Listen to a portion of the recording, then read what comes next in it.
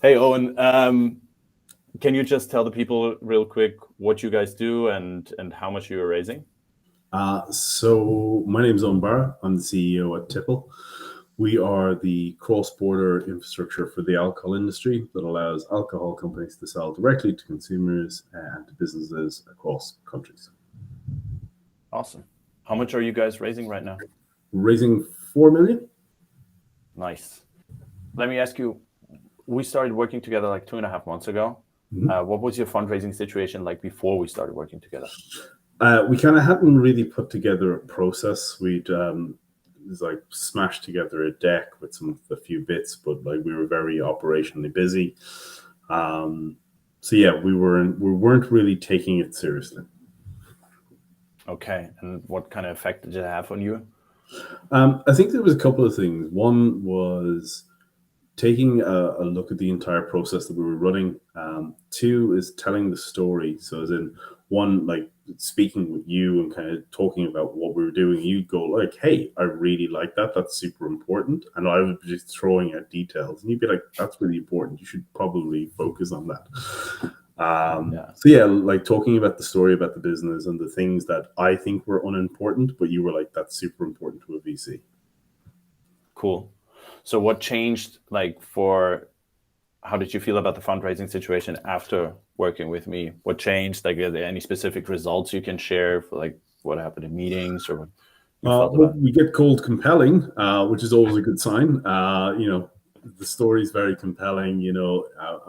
It really kind of brought people along the journey as well. So, as in, I think it's going to be a skill that we use in the next round for the Series A, and also kind of telling the story of like what we've gone, how we came up with the idea, why it's a huge thing for the industry, and how it's going to change the world. Okay. Did that have like any effect on finding your lead investor, getting to that closing next week? Yeah, like going through the founders thing is tough. Like, is in because you're getting the rejections. You're like, is it me? Is there an issue? And then us doing the course correction thing that was like really good. Course correction on the vision, on the process, or Yeah, I think we had like two course corrections, perhaps. Like we had like an early course correction, and then we had one that was later, and it was like when we basically left the D2C thing behind, and we were just like, yeah, we're going to do B2B, we're going to do everything. Like that's when we stopped getting rejections. yeah. The whole idea of the program that we did, right, is to tell the story in the most clear and concise and matter of fact way, and also to make it compelling so that people actually understand it, and it's not just the bunch of your thoughts that are like kind of coming out. That it's putting in a clear structure that's one concise, understandable, and two relevant to the audience that you're telling it to. So like you're telling it to people who are looking for very specific like tick boxes and check boxes. So tailoring the story to the audience was super important. Cool.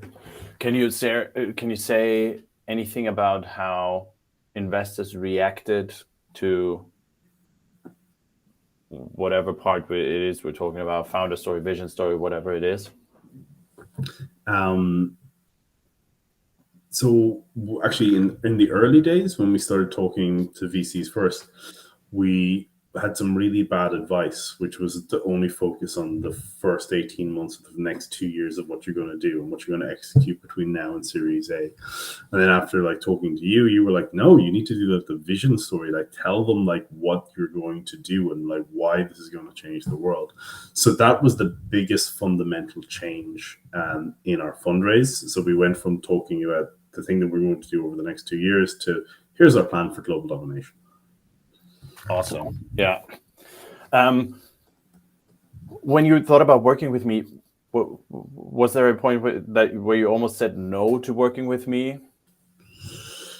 Yeah, I mean, like in the early days, we almost said no because, I have a very good network of people I knew, as in we raised money before, um, but I always think there's a part where you spend money on the best professional advice you can afford, whether it's doctors, whether it's lawyers, or people help you fundraise. Awesome. Yeah. Is there anything you would say to people sitting on the fence about working with someone like me right now for their fundraise? Um, I guess it's the commitment, like, as in how seriously do you want to take it? Like, as in, it's for me, I found the massive value of being able to actually just sit down with someone who was like on my side, but also kind of knew what investors were thinking about, but also being able to kind of speak freely and openly about the things that were going on in the process, like the rejections, the things that were going well, and to kind of get advice on those things. So it is like from from both a mental point of view of like, going through a fundraiser as a founder is like really tough. Um, Mm. but having someone there on your side going, okay, here's the things that I think you should do. Here's like, how do we course correct this? How do we, like, what's the common path here? I think that was invaluable. Great. And now you said for Tipple, from having first like the vision for the next 18 months, 2 years to now the world domination. What's the world domination going to be?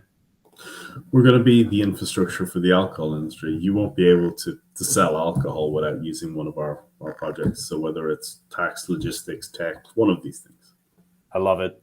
Thank you, Owen. All right. Thanks, Uli.